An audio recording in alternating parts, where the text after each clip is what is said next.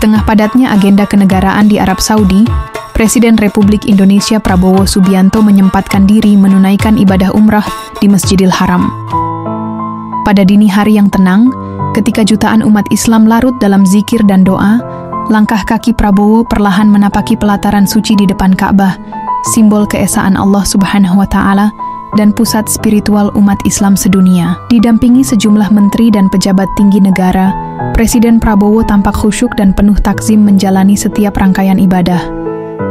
Ia memulai dengan memasuki Masjidil Haram dalam keheningan batin, mencium Hajar Aswad, bertawaf mengelilingi Ka'bah, kemudian melaksanakan sa'i antara Bukit Syafa dan Marwah. Ibadah itu ditutup dengan tahalul sebagai bentuk penyucian diri dan keikhlasan jiwa. Namun momen yang paling menggetarkan hati adalah ketika Prabowo mendapat kehormatan langka memasuki ruang dalam Ka'bah, tempat suci yang hanya bisa dimasuki oleh segelintir orang pilihan. Di sana, dalam kesunyian sakral dan di luar jangkauan kamera, ia menunaikan salat sunnah. Tak ada kata-kata, hanya getar keikhlasan dan ketundukan seorang pemimpin di hadapan Tuhannya. Beberapa jemaah asal Indonesia yang mengenali sosok sang presiden menyambutnya dengan senyum haru dan lambaian tangan. Mereka melafalkan doa-doa tulus dari kejauhan.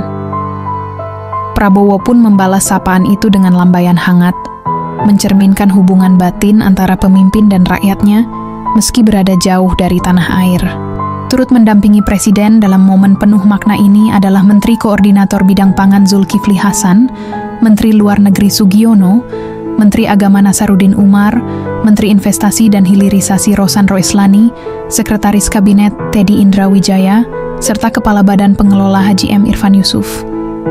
Kehadiran mereka menegaskan bahwa nilai-nilai spiritual dan tugas kenegaraan dapat berjalan beriringan, saling menguatkan. Namun di balik pertemuan-pertemuan kenegaraan dan diplomasi tingkat tinggi, kunjungan ini memiliki makna yang lebih dalam. Prabowo hadir di Tanah Suci tidak semata sebagai kepala negara, tetapi juga sebagai hamba Allah, pribadi Muslim yang mencari ketenangan, petunjuk, dan kekuatan spiritual di tengah tanggung jawab besar yang ia emban.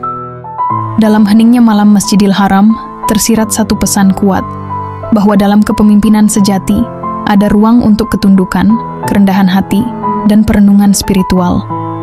Bahwa urusan dunia tidak harus menjauhkan dari urusan akhirat. Bahkan sebaliknya, dapat menjadi jalan menuju ridhonya, jika dijalani dengan niat yang benar.